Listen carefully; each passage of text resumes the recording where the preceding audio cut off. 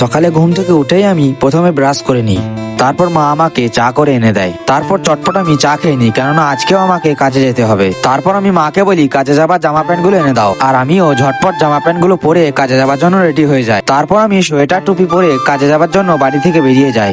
তারপর আমি আমার বাস স্ট্যান্ডে পৌঁছে যাই, আর একটা বাস স্ট্যান্ড পেরিয়েই আমার কাজের সাইড। আমি কাজের সাইডের খুব কাছাকাছি পৌঁছে গেছিলাম। এটা হলো আমাদের স্কুল, এখানে আমি পড়াশোনা করেছি।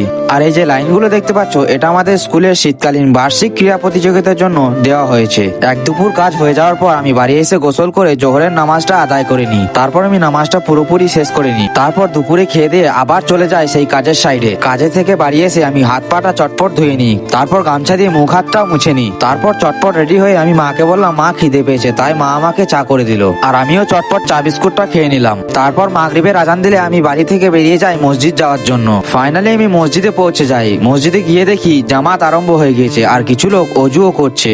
তারপর আমি গিয়ে জামাত ধরি। তারপর আমি নামাজটাও শেষ করে নিই। নামাজ শেষ করে দিদি বলেছিল ফুচকা আনার জন্য, তাই আমি এদিক ওদিক ফুচকা কাকুকে খুঁজতে লাগি, কিন্তু এদিক ওদিক খোঁজার পর আমি কোথাও ফুচকা কাকুকে পাই না। তারপর আমি বাড়ি এসে বাস স্ট্যান্ড যাওয়ার জন্য বাড়ি থেকে বেরিয়ে পড়ি, কারণ আজকে আমার ফোনের রিচার্জ শেষ হয়ে যাবে। ফাইনালি আমি বাস স্ট্যান্ডে এসে মোবাইলের দোকানটায় পৌঁছে গেছিলাম, আর রিচার্জ করে আমি চটপট বাড়িও চলে আসি। তারপর আমি এশার নামাজ পড়ে বাড়ি এসে ভাত খেয়ে নিই। কিছুক্ষণ মোবাইল ঘাটার পর আমার খুব ঘুম পাচ্ছিল, তাই আমি ঘুমিয়ে পড়ি। আজ এই পর্যন্তই। এরকম ছোট ছোট মিনি ব্লগ দেখতে হলে আমার চ্যানেলটাকে এখনই সাবস্ক্রাইব করো। টাটা।